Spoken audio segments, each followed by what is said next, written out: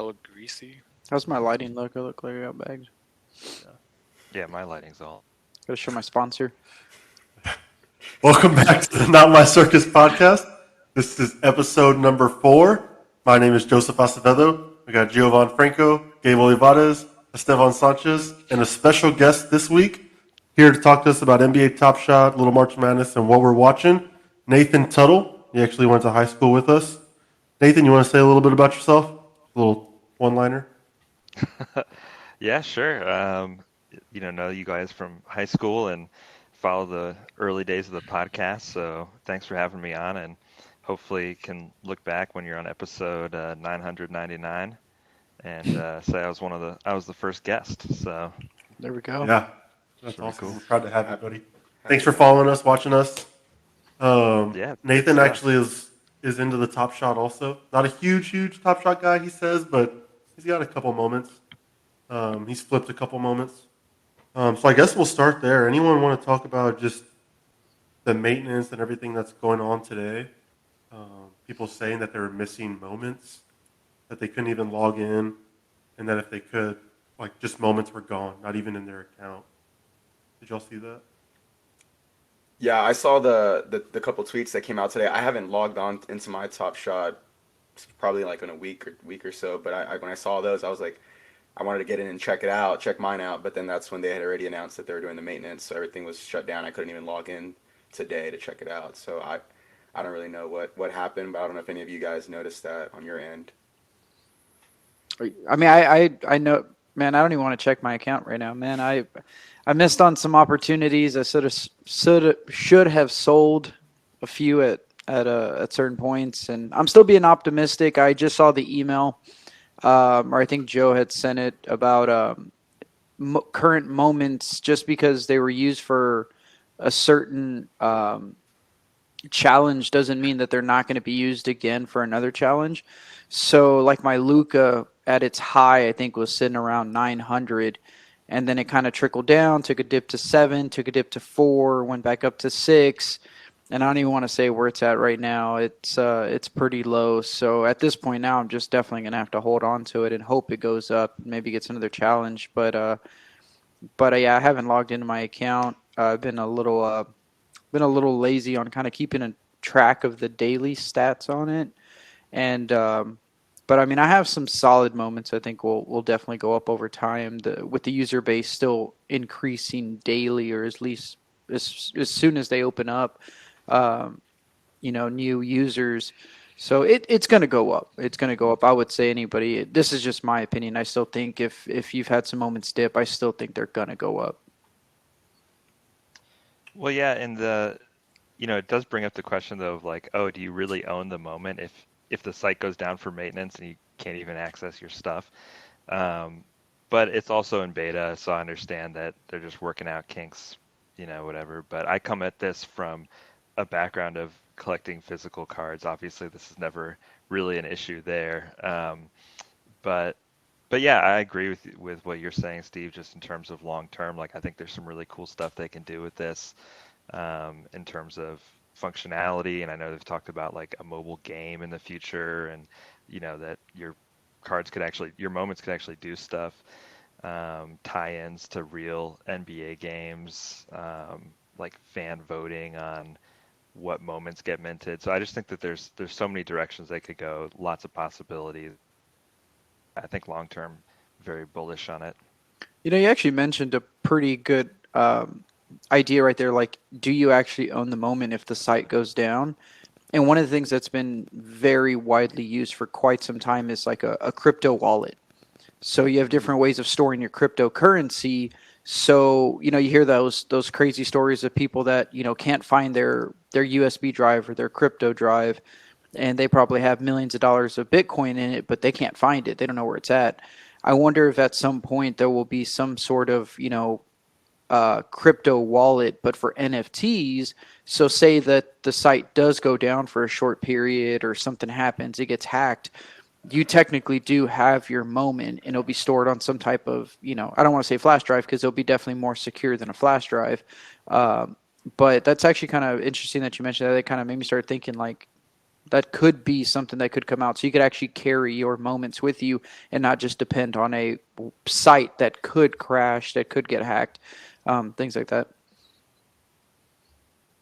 Yeah, that's an interesting thing to bring up, especially like so. One thing that I find cool like in all of this is like when our buddy Kite sent us that evaluate.moment or market website. Yeah, evaluate.market was like being able to backtrack uh, or like determine who owns what, at what price they bought it for, what the lowest ask is, without having to like go into too much detail on the Top Shot moment or on the NBA Top Shot site. But then also like there were some guys on Twitter that I follow that are kind of into it and have been in and out of it. But they were talking about some of the moments that they bought, and I'm like, oh well, like I can see your name. Let me go check it out. And so that's one of the unique things that I like about the blockchain is like it's obviously all recorded within there, and you can go back and you can see like for example, this guy was talking about money he lost on some of his moments, and like you could see like in the Top Shot, like I went to his account or I went to the moment, and then I went to that numbered card or numbered moment, and I saw like oh so he bought it for 900 and ended up selling it for like 250. I was like so that's what he was talking about like when he said I lost a lot of money, and it was just neat to be able to go back and see that and see like real transactions that have happened without like having to go into. I mean, it took me like a minute, 2 minutes once I realized what I was looking at. So I thought that was pretty neat. And like even the one thing I do like about the evaluate dot market website is for me to like be able to go in and see like okay, how are mine doing? Are my lowest ask still higher than I bought them at? Are they close to where I have them selling for? So that's been cool. I don't know if y'all have gotten to check that out. No, it's definitely cool. Like when you sent it, I didn't even know that that was a thing. I was able to kind of check my portfolio, of Top Shot and kind of see what it's valued at and kind of how it's fluctuating. So I think that's actually super cool. And if I had actually paid closer attention to that, I might have been able to sell the Luca at a certain point or sell some of my other ones when they were at their high. Um, but I guess it's going to be a lot like the stock market, man. I mean, there's just going to be dips and there's going to be super high points. There's going to be super low points. It's the same thing, man. You can't predict the stock market. If we could, we'd be quadrillionaires right now. It's the same thing on this. You just kind of have to go in with the mindset of enjoying the hobby and enjoying what it is, kind of like physical playing cards or physical, sports cards. Like you have to enjoy the hobby. Don't go into it as a get rich quick scheme because it's just not going to pan out that way. So I think if you just do it as a fun hobby with the potential of making maybe some profit or at least making your money back, I think you'll be safe with it. But it's crazy, man. I mean, everything is coming out now as an NFT. Like everybody's trying to like jump on this NFT train, and it's kind of getting to that point where it's like, man, you don't even know what to buy because is it just hype for today and tomorrow it's going to go away? For certain things. I don't want to say necessarily Top Shot, but yeah, I'm curious how the market's going to be during the off season because when people aren't watching basketball, they might get bored and get into other things. I wonder how that's going to be, and obviously it's going to ramp up, once the season starts. But I just wonder how active and how down the market will be once the off season and the finals and all that's over. I think it's going to be just the same. I think it's going to be similar to physical sports cards. People will start speculating, trades start happening, moves start being made. Also, you try to maybe predict what that next big move is. Put all your money on a certain player and hope that he develops. Buy it, when it's low. Like I said, you kind of have to treat it like the hobby. With sports cards.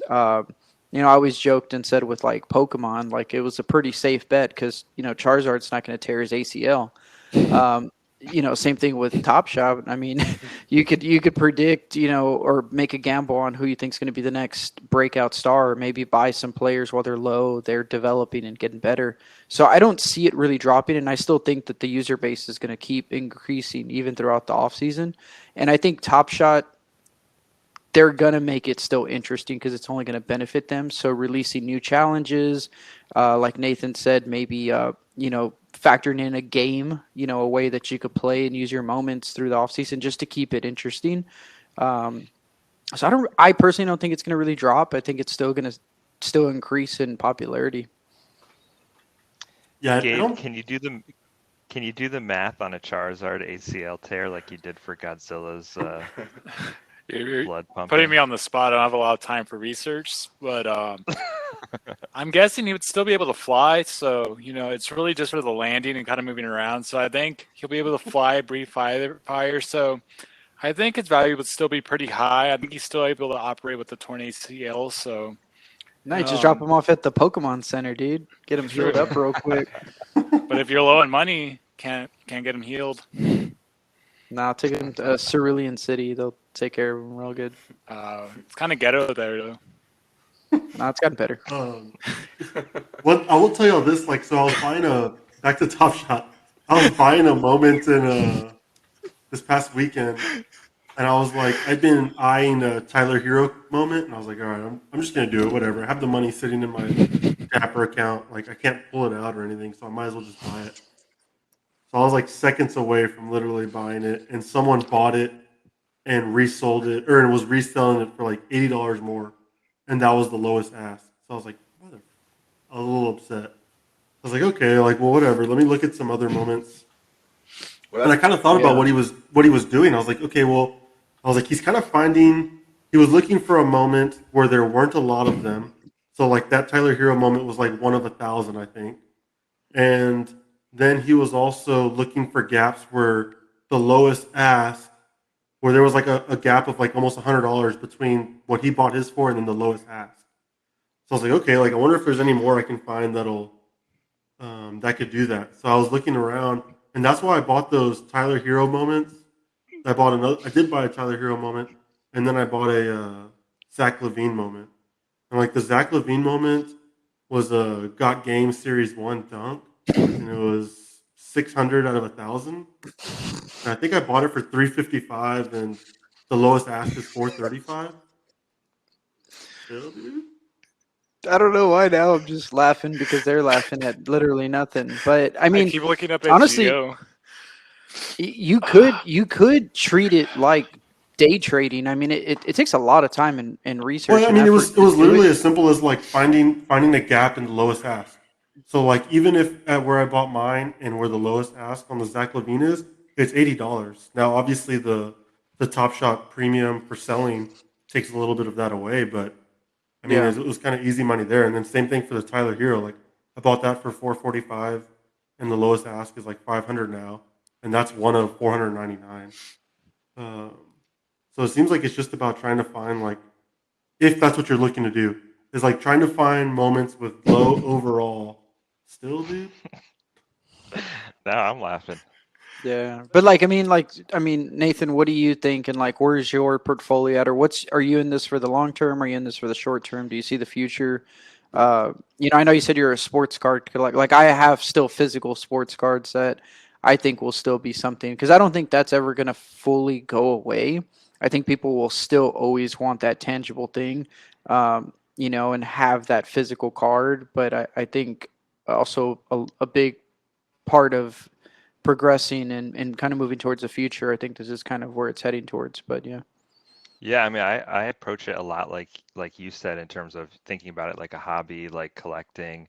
You got to buy the stuff that you like, and the stuff that you're gonna get entertainment value from, and pay the price that you think something's worth, and try not to worry too much about what other people think it's worth. Like you said, it's not a probably a sound investment strategy. I wouldn't put my 401k in Top Shot or anything like that. But so like, if you pulled up my evaluate that market, you just see like all Spurs moments just because I'm going for like, I don't have a ton of disposable income at the moment. Just like I got lucky in the All-Star game pack drop and pulled a Jaylen Brown three-pointer and like flipped it for double the money, and then just used the house money to buy some Spurs moments that I thought were cool and that I like and enjoy. But yeah, this crossover between like physical and NFT type cards, it's interesting because I saw today that Harrison Barnes got this thing. I think it's called Infinite Objects, but it's like this like Yeah. little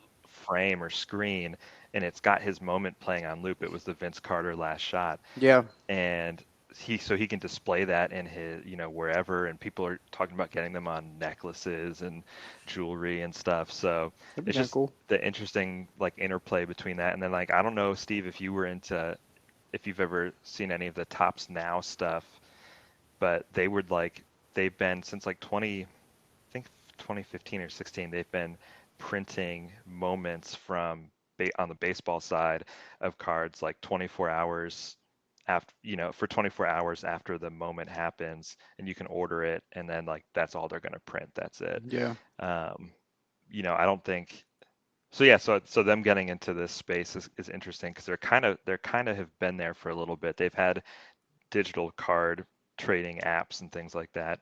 No marketplace, but you could still buy and sell on eBay. Anyway, it's a long way to say that I'm treating it like just collecting stuff I like and Just having fun. not spending beyond my means on it. And I think Yeah. that's the only way you can come out And positive, really. I definitely think that that's the play, at least for right now, unless you just have a ton of, cryptocurrency laying around that you just want to spend on stuff and have fun with it. But I think personally that's the move.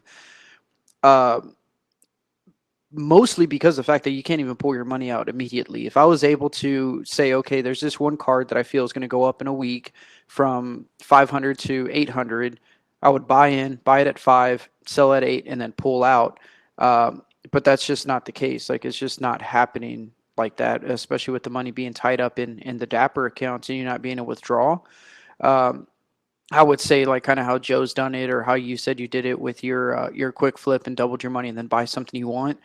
That would be my strategy right now, is to kind of just buy packs if you can, sell what you don't want out of it, use that money, reinvest, and try to get something else that you want, but not really pouring in too much of your actual capital into it until they square away the whole being able to withdraw and things like that. I think once that comes in, then you could kind of do a little bit more quicker plays and quicker moves to actually try to make a little profit.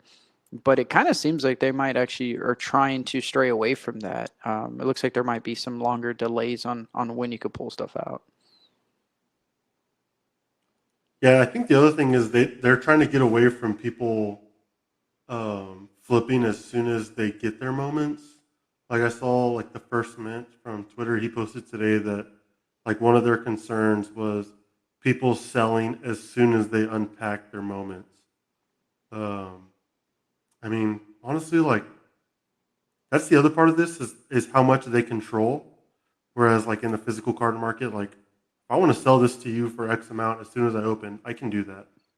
But Top Shot is kind of making it to where there's specific rules like, well, we really discourage you. You can't gift anything if you're going to do a challenge, or there's going to be a withdrawal delay of 4 weeks for when you do that, and some things like that. And so it's like, okay, even though this is supposed to make it a little bit more, I guess not free is the word, but just like democratized, I guess. It's just kind of putting more rules on the trading and everything like that. And that's kind of getting annoying. Definitely. I think if they don't find a way to find a balance, I think that'll be their kind of downfall. Because that's the cool thing about a physical card. At the end of the day, like nobody tells you what you can and can't do with it. If I have a PSA 10 Patrick Mahomes card, like, and I want to sell it tomorrow, like there's nothing stopping me from selling tomorrow. If I want to go to a local card shop or send it, sell it on eBay or sell it on a private auction site, there's literally nothing stopping me from being able to do it. Versus Top Shot, they are in full control over what you can and can't do when they decide when you can and can't do it. So I think if they don't find a balance on restricting the people that are just in it for the quick flip and people that want a quick flip, I mean that's it. At the end of the day, if you quote unquote own that moment, it should be your choice to do what you want to do at that moment. Whether you want to quick flip it, hold it for a week, a year, that's your call. But with them having full control over the marketplace, I like the convenience of the marketplace and how you could do it all in one stop. But that's also going to be the kind of, I guess, would you say like a monopoly on it? Like they control it. Like I can't sell that moment on eBay if I think I could get more for it on eBay. Versus a physical trading card, you could shop around and see who's going to give you the most money. Yeah, or like if you said, "Hey, I want to buy your card," and you have it posted on there for 500, but you're gonna have to pay that selling fee of 5% or whatever it is. Like What if you were just like, I'll give you $4.90 for it cash? I'm like, okay, well, yeah, why wouldn't I do that? But I don't have that option, especially now that they're starting to restrict gifting and analyze it more as they debate, like as people do it for challenges. Yeah. Well, I was That's going to kind say of too. I mean, you could just like technically. I mean, there's obviously a level of trust in there, but Cash App or Venmo somebody $4.90 and he just gifts it to you. I mean, yeah. who's to say you profited off of it? There's really no way to track it. So it's going to be interesting. I don't know. Like I said, that's why I see it being the future, but I don't know if it's the future today. I think this is going to be something that's going to take years and years to develop and perfect. That's why I wouldn't pour in, any disposable, extra income you have into this other than just play around with some of the pack drops, the little $9, $14 packs. If you're lucky, I think, and if you could do a $200 pack or something, but versus you just dumping your own money in there just to buy moments, hoping to become a millionaire, I don't think that's the play right now. Yeah, I agree. Yeah. So go ahead. Oh, okay. Well, I was just gonna say, like, yeah, I mean, what you really get with Top Shot is that convenience because, like, having sold stuff on eBay or whatever, like, it's just kind of a pain, like you gotta you gotta protect the card well, and you Yep. gotta get the bubble mailers, and you gotta print your label, and like it is nice that like as stuff's moving, you can move your cards or your moments, but the downside of that too is that you always know what the value is versus like I'm not going on my eBay history and seeing like, oh, what my cards are all worth. And people generally accept, like, even if they're not into collecting, like they know an autograph has value. So if I have an autographed card, no matter who it is, they're going to assign some value to that versus, not everybody is sold on the value of an NFT yet. Oh, Yeah, and of course definitely. the other benefit is just authenticity. Like that is the one big advantage that Top Shot has is that if you're buying it on their marketplace, it's an authentic NBA Top Shot moment.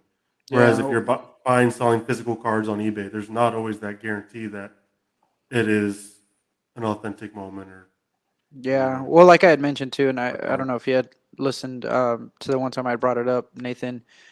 The cool thing I do like about the NFT, or actually, I think I talked about this on Clubhouse before we switched to a podcast, but when you have physical, whether it's a Pokemon card or a sports card, you always have to deal with that factor of quality, whether it's centered, what are the corners, the hollow, if it's the surface. Like there's so many factors you have to deal with on whether your card's worth $10 or it's worth 5,000 based on if it's being a PSA 10 perfect graded condition versus Top Shot in an NFT. You completely take that out of the picture. Now all you're really hunting for is serial numbers. What is the print? So I think that's cool in that sense. But I've bought quite a bit of stuff off eBay, and I've sold. Actually, you know what? I haven't sold an actual card on eBay, but I've definitely bought a lot of sports cards on eBay.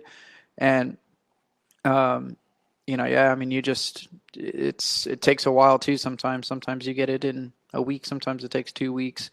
Um, so I don't know. I guess we'll just kind of have to see and go out. I mean, G, what's your long shot, or Gabe, what's your long term goal with this? I mean, are y'all just doing it for fun right now because we're doing it, or do y'all see it being a future?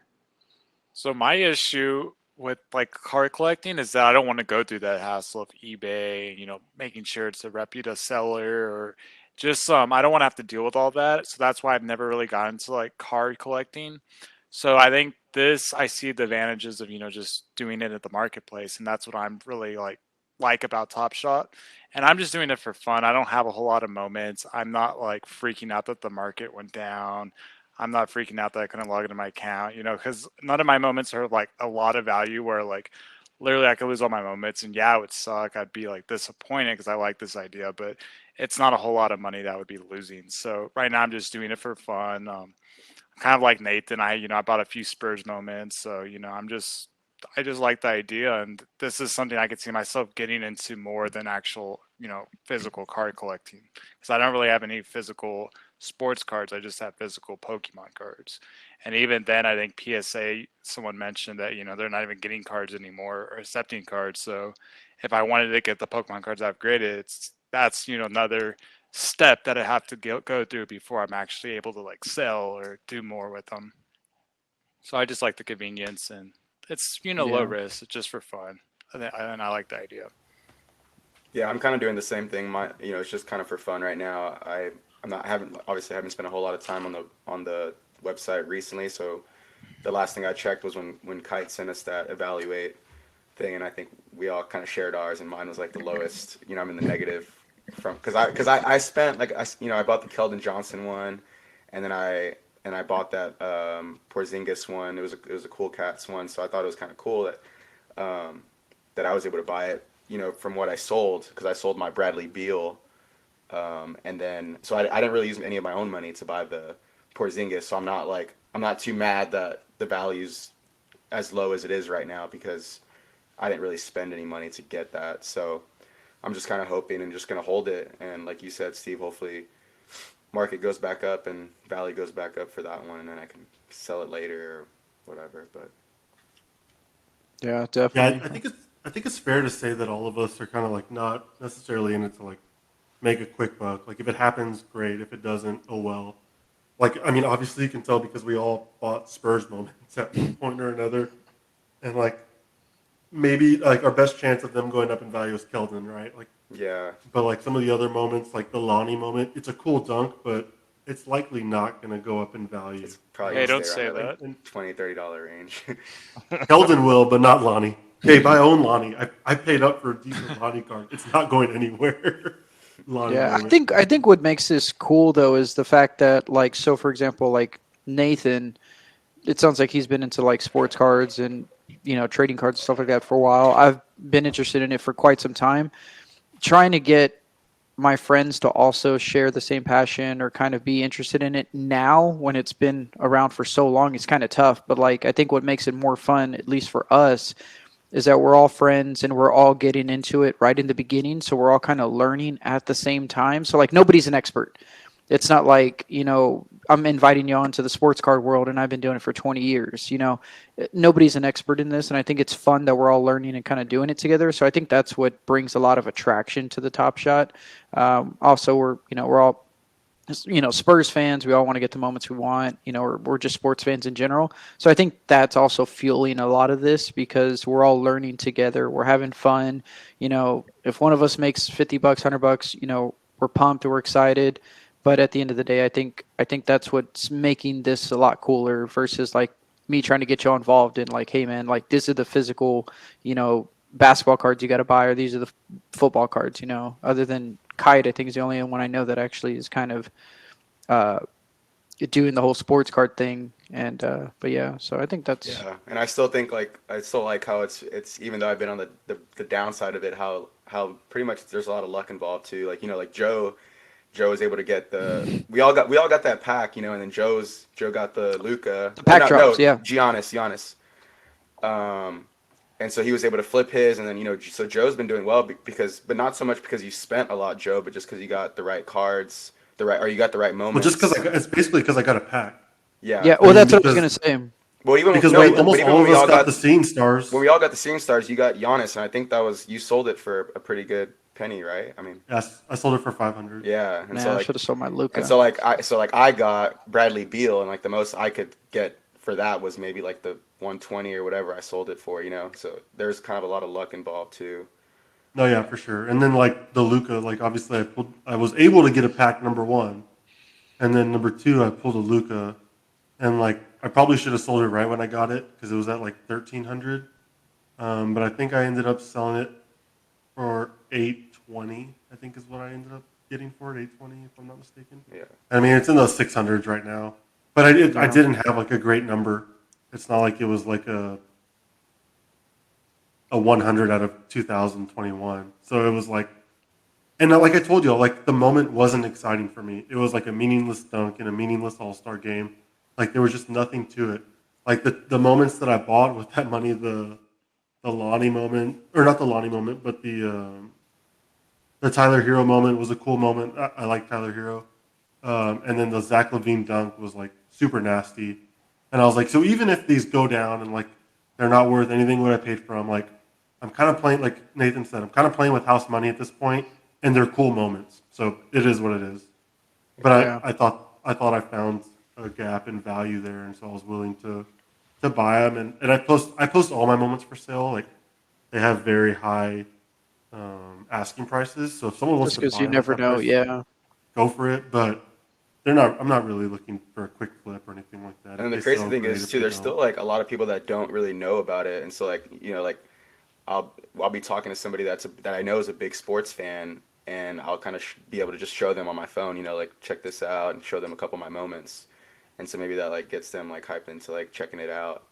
So I think there's still, although there's a lot of users on it and it keeps growing, I still think there's a lot of people that don't really know, especially if they're not like on Twitter or because it's not Oh, like the dude. NBA. The NBA doesn't really talk about it, like there's not like they're talking about it like on TNT or ESPN and stuff like that. So you really have to be like online or connected to like social media to really know that it's even out there.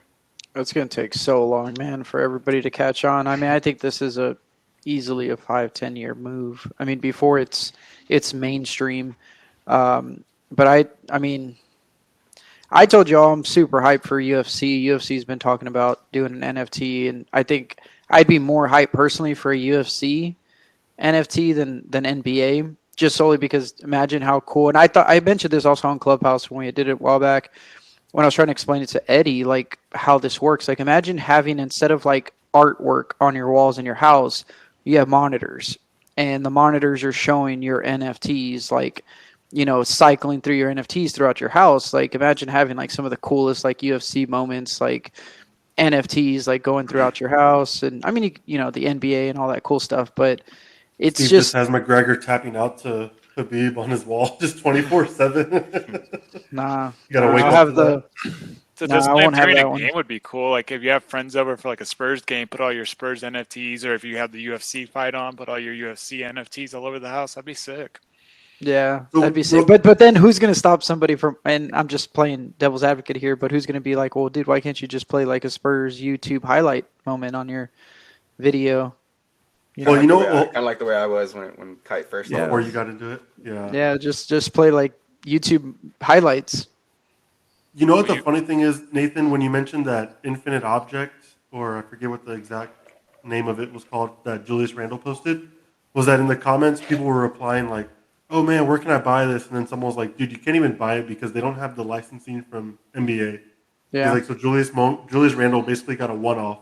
So, like you literally can't go out and buy it for yourself for your own moments because they don't have the rights to produce it on there because they don't have the licensing." Oh, And I'm it's gonna like, make it. wow, like uh, I didn't realize that.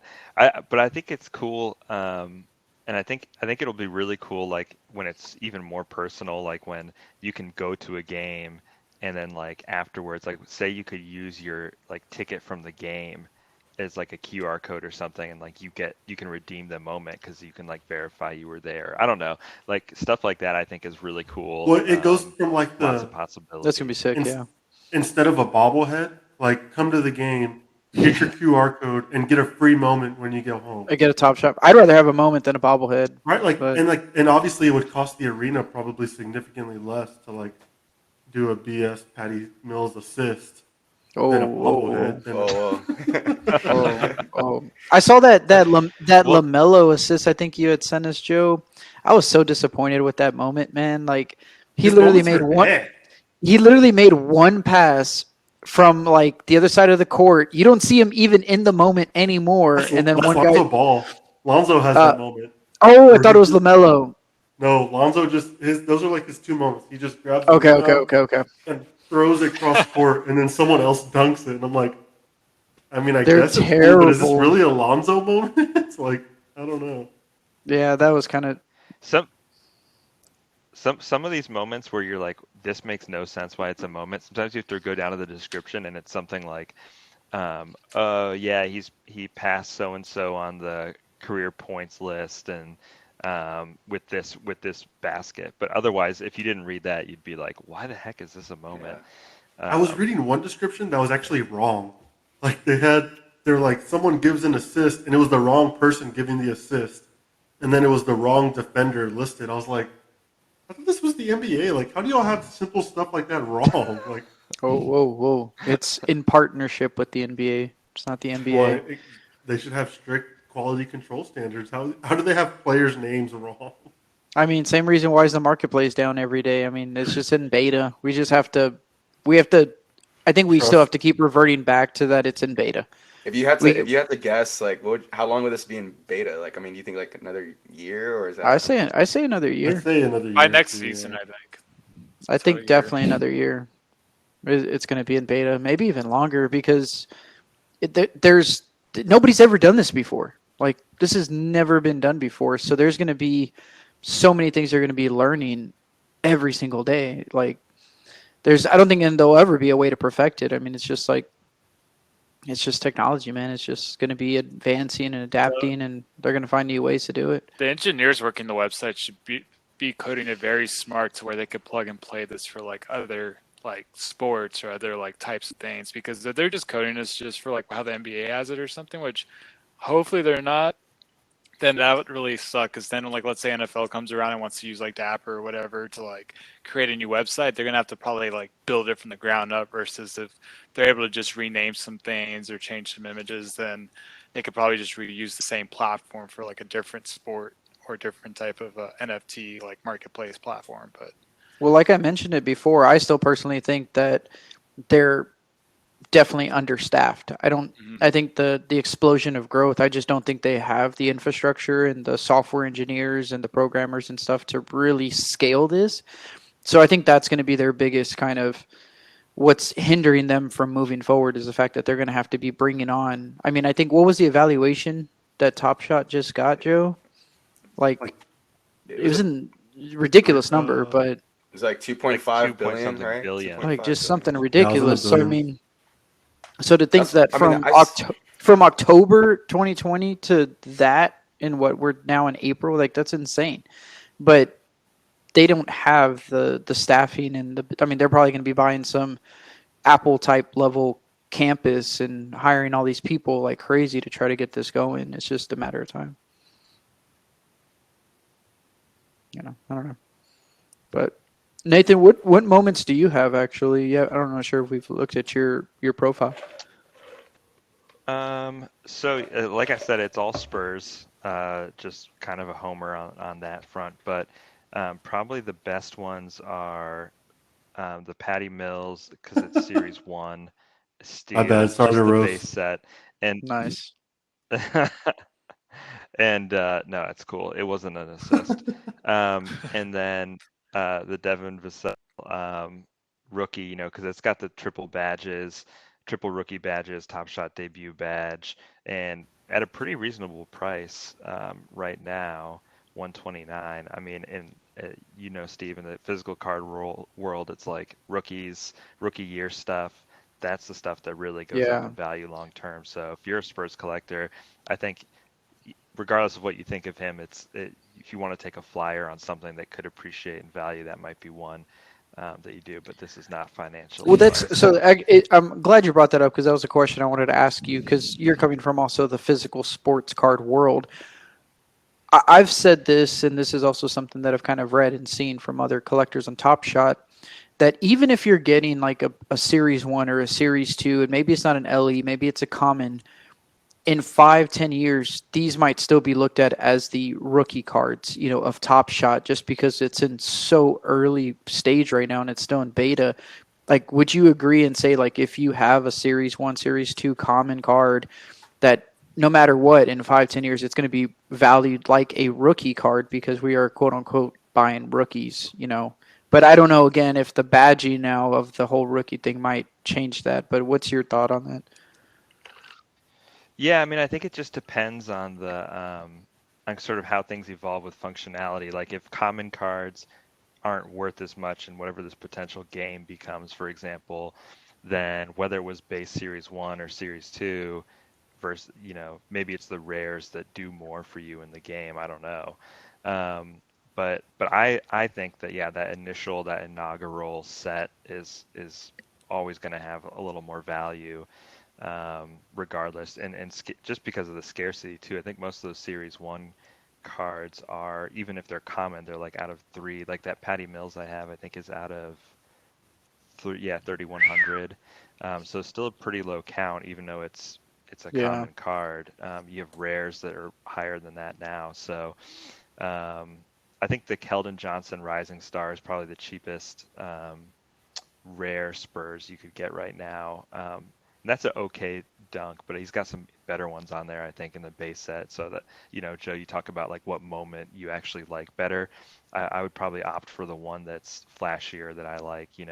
My favorite ones are not necessarily the ones that are worth the most. It's stuff like the DeMar DeRozan dunk is one I like a lot. I just think his dunks are always really sick, and those are the moments that are the coolest ones for me to watch versus like, it's cool because Devin Vassell's a rookie, but like he's not the moment itself, he's just shooting a three. So you got to weigh that into it too.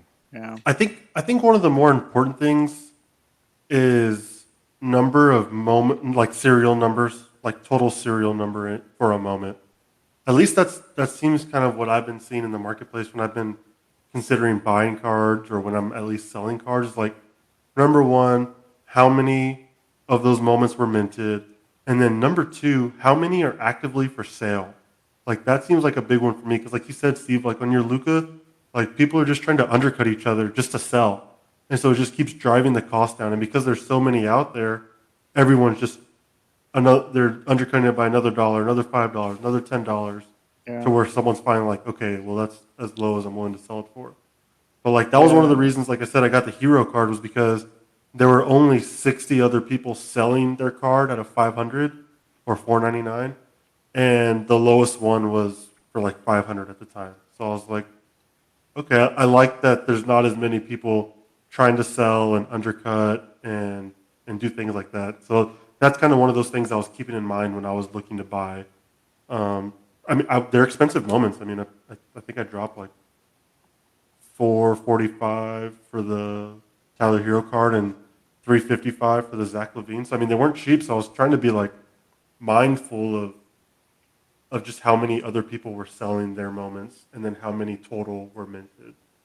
That seemed like more important to me than it being a Series 1. Well, Series 1, like Nathan said, there are already low numbers to begin with. But really the other thing was just how many people are actively selling that moment. Nathan, did you get that pre-order pack too? The one that should be coming out? Yeah. Yeah, are you guys going to open it on the pod? I don't know.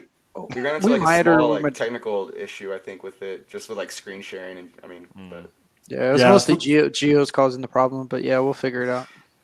So the problem with screen sharing on here, Nathan, is that it only records screen sharing from the internet recording per se.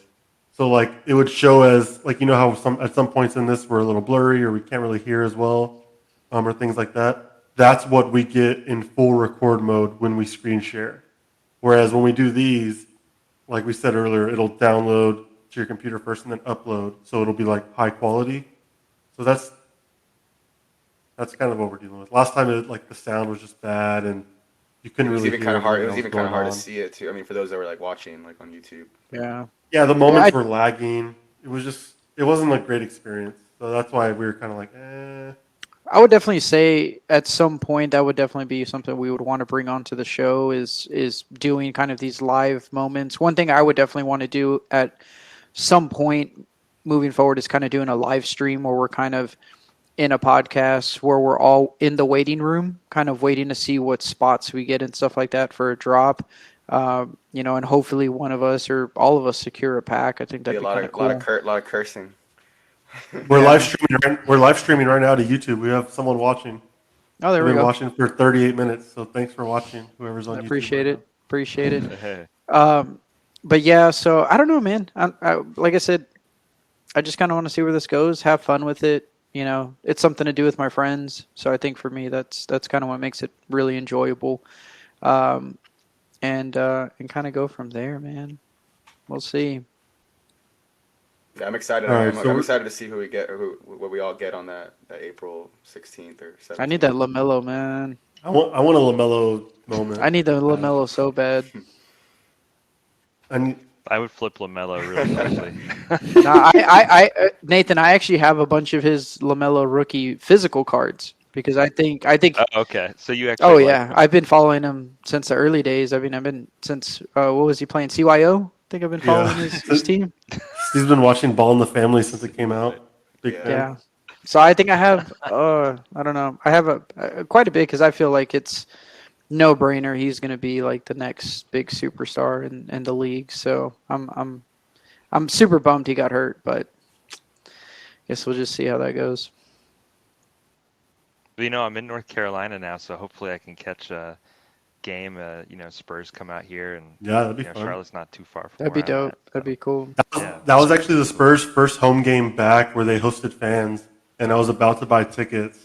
Or I wasn't about to, but I was strongly considering buying tickets to see LaMelo, and then he got hurt, and I was like, "Oh, I'm glad I didn't buy the tickets. I would have been really upset because they weren't cheap either." I was like, "All right, good." They probably got a lot cheaper. Joe, just go pay him with your Dapper balance. Like, look, I swear I got these moments. Like, I can sell it right now. I swear. As soon as I can withdraw it, I'll pay you. I promise. About 6 to 8 months. Yeah, that's bad. Even they were saying that even when you're approved, even after they've done your ID check, it's still taking 4 weeks to get your money out. That's why I was at the end of the day, I was like, you know what? Like, I'm just gonna buy moments. Like, what's the point of having this money just sitting there? It's just I feel like the only people that are really trying to take the money out are those that are just flipping it just to make like quick $300, $400, $500 or whatever. Yeah. I don't think any of us are trying to do that. So one thing you can do that someone mentioned that you could do with the blockchain is like, you know how Mark Cuban and like some of the players are on there and stuff, like because you can see who's owned your moments, like at a certain point you could get a moment that was owned by the player themselves or like by Mark Cuban, like maybe that provides the value that like an autograph does, because it's got their digital signature on it. I could see that. Yeah, it'd be cool if you had God, a lot of people would be wanting to buy my moments, man. Owned by me. Absolutely no one. But no, that's like what I was talking about earlier is when I said I was looking up that guy on Twitter that was talking about how much money he lost. Like I went to look at his and I was looking to see if like how much his moments were. Like he's a cool guy. I was like, maybe I'll buy one, but he was asking way too much. But yeah, that would be cool to be able to buy like Mark Cuban's moment or Julius Randle or whoever. They just have moments for sale. God, you'd have to be so like active though to be following and watching or have some type of like monitoring system that basically detects when some of these people that you follow. You wanted to say bot bad. I wanted to say bot bad. Man. You were like trying to think of another word. You're like of monitor. A monitoring system. Yeah, I wanted to say bot. Please don't ban me. Please don't ban me. But yeah, I mean that'd be kind of cool actually. I mean that's a cool thing. Like I mean there's gonna be so many different ways that this is gonna branch off, and I always bring back that whole argument that Gary Vee had said that 98% of NFT projects are gonna fail. There's only gonna be a small percentage of these NFTs that are actually gonna succeed. I don't know if y'all saw that. Do you remember that viral video of the dudes? Those guys are like dude. Yeah, they're selling their NFT right now of that moment, a 1 of 1. And last time I checked, I think I checked yesterday or 2 days ago, and it was like going for like a little over 10 grand, but that it still had like a lot of auction time. So it's gonna be interesting to see some of these people like start to sell their own NFTs from being famous and stuff like that. Well, like that animated flying cat with a Pop-Tart. Oh, yeah, sold for almost 600,000. Money well spent, if you ask me. I think that's really worth it. Crazy. Well, that's how I learned about NFTs and Top Shot was like I saw an article that was about the that GIF of the deal with it glasses, where like at the end of the GIF the sunglasses come down. It's just like deal with it. That guy who originally made it sold that for like if not hundreds of thousands, then millions of dollars. And I was like, whoa. And I think that's where that article mentioned Top Shot. And I saw that artist Beeple, the one that just sold his like NFT collage for 69 million or some crazy number. I found a video of the person that actually bought it. And he's the one that actually bought it, and he ended up becoming, and I think I had mentioned this also. I was like, there's no way anybody spent their actual like USD dollars, 69 million to buy it. Somebody must have gotten super rich off Bitcoin or crypto at some point. And sure enough, it's some guy that got like super, super wealthy off Bitcoin. He bought like, I don't know, $2,000 worth of it like 15 years ago, and he used his crypto to buy it. And they own a crypto fund. who? The guy that bought it. They own a crypto fund, and like it's kind of like the Jake Paul people. Israel? Is he from Israel or something? But basically, his real identity is not known. But he's a co-founder of MetaPurse. Nah, I'm gonna find it. There's a video of him, like an actual video of like he's the guy that bought it. He's not hiding himself, but he's not. If you can find it, then yeah. No, I'm definitely gonna find it. But from what I read, no. Jamie, pull it up. Yeah, somebody's got to pull it up. No, I found it, and like he's not even trying to become like rich. Like he just feels so strongly about crypto and the blockchain as being the all-time future that he's just investing and everything into it, and he's probably got so much Bitcoin that he just doesn't even care. Yeah, no, he's the founder of MetaPurse, which is an NFT project, and so like one of the reasons. His identity's known, though, right? Yes. It doesn't say his name? Yes, I sent it in the link. I don't know how to say his name. Oh, if I said it, I would be doing a disservice to him. Yep, there it is. Yep, that's what I saw. But yeah, I sent it in the chat. But yeah, he was just saying, like, but part of the reason he was buying it was to bring awareness to, like, NFTs and, like, the reason there was that stupid of a number. And then, like, we talked about it in the Logan Paul pack breaks, where it's like a lot of the people that were buying those pack breaks were doing it to promote their crypto fund or forum or blogs or whatever, and they were just using crypto money from it. Like they just made a bunch of money in crypto and were going to advertise that way or whatever. So that's what's kind of interesting about this Top Shot stuff is how much of it is being propped up by high valuations on crypto right now. And some people say high, some would say low, but you get it. Oh, hi. Wait, who said hi? No, some would say that the prices are high. Oh, I thought you said someone said hi. I was like, oh, hi. No one said hi. Sorry. But yeah. So that's about like 45, 50 minutes into the conversation. So I guess we can talk about what we're watching. Y'all have anything good y'all watched? I mean, obviously our big topic has been Godzilla vs. Kong.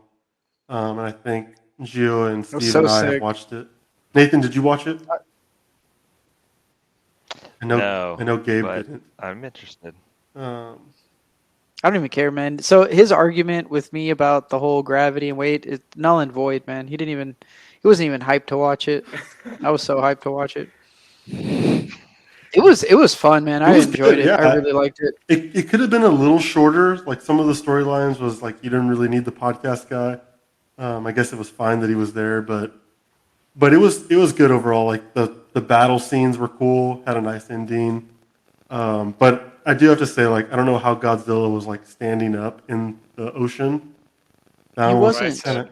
How was he? He wasn't. That was just part of the poster. That was just part of the poster. If you watch the movie, he was doing it when they were battling at sea. He's an amphibian. He's got a long tail. He's strong. Like you ever heard of treading water? He was treading water the whole time. Not with those tiny legs. Nah, he made it happen, and he was swimming half the fight in the water, anyways. He was swimming some of it, but then he gets up in a horizontal or in a vertical position. And how was he in that position for so long? That's what I need to know. He was treading, man, just like a little duck. Also, do you have to watch the previous Kong and Godzilla movies to understand what happens in this one? No. Yeah, you need to watch the Kong back from like 1956, and then just work your way up. No, you literally don't have to. This week. You don't have to watch anything. You could literally, and that's a cool thing. You could literally go in. I think everybody at least has an idea of Godzilla, King Kong, both or either or, and you just go in and just have good fun. I think it's like one of the biggest like success so far that HBO Max has had as a streaming, and it's actually doing super well in the box office, which is great for movie theaters. I definitely want to see movie theaters succeed and come back. So it's doing really well. It's definitely a lot of fun. You just go in with just the expectation of just having fun in a movie, and I think that was what I really enjoyed about it. You know, physics aside and science aside, like it was really cool. I would watch it again. I actually probably will watch it again. the center of the world or the center of Earth, where The like Hollow Earth. the Man. Hollow Earth where Kong lives. That was pretty cool. Spoiler alert. Yeah, that was sick. FYI. No, and I'm glad it's doing well because I was watching a bunch of videos kind of breaking down the whole Kong and Godzilla universe and all that, and there's a ton of like villains and I would say villains, but like monsters or creatures that are enemies to them. Titans. So there's a lot of Titans. So there's like or what's the other word from Pacific Rim? Not kaijins. Kaijins? No. Anyways, but basically there's more Titans or creatures like that. So there's a lot of ways that they could branch off with this and make sequels and different parts and kind of go more in depth to the origins because we don't really know the origins of either creature. So there's I think because it's doing so well and so success, I think they're going to go ahead and renew the license to make like either a part 2 or a spin-off. So I'm excited. I like them. I think they're fun. Yeah, that's cool. Anyone else watching anything that they thought was good or listening to anything or? Well, I'm like super late to the party, but I started recently watching Brooklyn Nine-Nine. I don't know if you guys have watched that, but I'm a huge. I've watched it. I like Andy Samberg a lot, and he's hilarious in that show. And probably about in season 4 or 5, but each character alone has is really likable, really funny, but it's a pretty good like size cast, so they can pair like unlikely people together, and it just keeps things pretty interesting. And I think it's from the people who did Parks and Rec. Yeah, I think so. It's funny, man. It's good. I started watching it a while back, and I just kind of didn't keep up with it. But it's one of those shows you could just like jump in and just watch an episode or two, before while you're like winding down your day, and get some good laughs. Yeah, man, that's a good show too. One that I really liked, and I mean it's been out for a little while, and it got a bunch of awards. But Schitt's Creek, I don't know if any of y'all have ever watched that, but that's like a must watch for everybody. I think it's a classic. Erica made me watch it. That's really funny. It was good. Last podcast, you kept bringing it up about your birthday, and I was like, well, I think he just wants me to go for his birthday. Like, suspicious. I think he had a little bit of too much Puerto Rican sun. I think he had too much sun. Man. You weren't thinking straight. No, it was because everybody got to go to Gabe's birthday, and I was gone, and then so now everybody. And now so everybody's Gabe can't come to my birthday now, but so I wanted to get a couple people to come. But, it's okay. We'll celebrate soon together. Yeah, we're going to dinner tomorrow. So He acts like he only has like one birthday ever. like we all haven't been to everybody's birthdays multiple times. Where are y'all going for tomorrow for dinner? Pluckers. Guess. Oh, should have let him guess. That wasn't a hard guess. When y'all go see if they want to sponsor our podcast. If you're listening and watching, we're looking for sponsors. We'll happily do ad reads in between topic conversations. And oh, I would love for this podcast to just turn into a big ad. Pluckers. I'll just be reading off ads for everybody. I was watching the Joe Rogan podcast yesterday, and before I could even start, I had to listen to like 5 advertisements. I was like, I hate that, dude. Yeah, I was watching. Spotify's not supposed to have the ads, right? Or at least I was like, I pay for Spotify. Why am I listening? Why am I hearing ads? Because they're paying them $100 million. They got to get some of that money back. Yeah. I mean, but yeah, that takes the fun out of it for me. There's another podcast that I listen to on Apple Podcasts, and like it's like gets good. It's like an interview, like back and forth of like business and entrepreneurs, and then boom, jump straight into like a 3-minute ad. I'm like, man, that kind of kills the vibe. Like, so we definitely won't start monetizing this for a while, guys. We want to stay true to it. But as soon as we get that big offer, you're going to get some ads. It seems like it's always the same companies that are running ads on podcasts, like, or at least early on it was. Yeah. Cash App. Cash App. Always Manscaped. Is that Manscaped? What's that Sasquatch like soap? I keep seeing a bunch of ads for like that soap that's like I don't know. It's good for guys or whatever. MeUndies is on there a lot. Harry's Razors or Dollar Shave Club. All Traeger. of them, man. Traeger on Joe Rogan's. I was like, of course. I was like, as if he doesn't talk about his Traeger enough during the podcast. Like, you got to do a whole separate ad read for it. Yeah. I mean, I'm yeah. Traeger, if y'all send us a grill, Believe me, we'll do plenty of ad reads for it also. I'll talk about it all day. I'll grill on it too. I'll show y'all. Live stream. I'll teach Well, y'all we already some know stuff. I'm the grill champ. Well, we gotta have our No, you're grill. not. We still have to do the grill cook-off. So. Oh man, those tongs are clean. I didn't touch any of the meat on the grill. I zoomed in. I was real. I hadn't used them yet. I was using other ones. I just grabbed those new ones when I was about to start. My dad was like, "Let me get a picture of you grilling." I was like, "All right." Oh man, the I classic. think you saw my TikTok. Don't be lying. You saw my TikTok of me spreading the little sauce on there. I don't have a TikTok. I still refuse to get one. So. I sent it in the group though. You don't have to have a TikTok to see it. Oh no, I don't know. Maybe I didn't see it. I was probably busy. All right. Well, we're just at an hour right now, so I think it's a good time to wrap up. It's good chatting with you guys. Nathan, thanks for joining us. Thanks for talking some Top Shot and some Brooklyn Nine-Nine. Appreciate it. Yeah, thanks for having me, you guys. Love listening and look forward to seeing you guys get to great heights. So before you get off, Nathan, predictions. Top Shot. Give us a prediction. What do you think? 6 months, year out? Where do you see this going? Oh my gosh, that's On the I have spot. no. Yeah.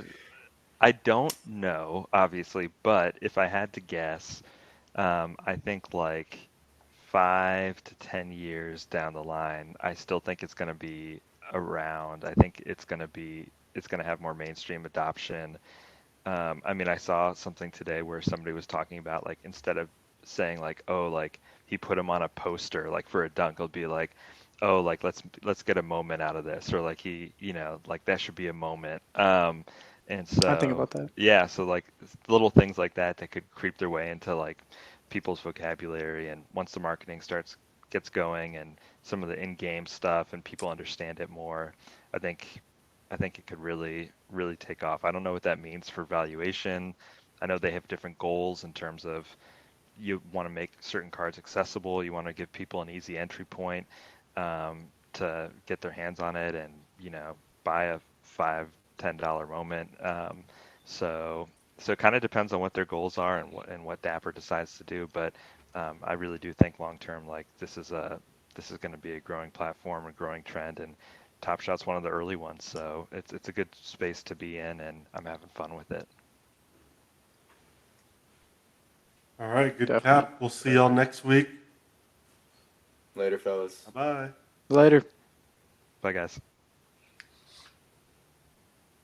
Don't log off yet. Make sure you're 100%.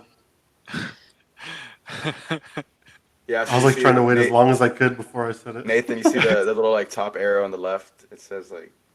Yeah. So Steven, Gabe are done. Nathan, everyone's done. Yeah. Dude, Gio wouldn't stop laughing. Dude, I wasn't even laughing until I saw you laughing, and then I started. It was you, Gabe. Yeah, it was Gabe No. first. I Gabe was wasn't even booked as looking. fuck. I couldn't even tell what he was doing. It was Gabe first, and then after that, I lost it. But I wasn't even looking at the screen. I was looking like past the screen, and then every time I looked at the screen, I just saw Gio like this.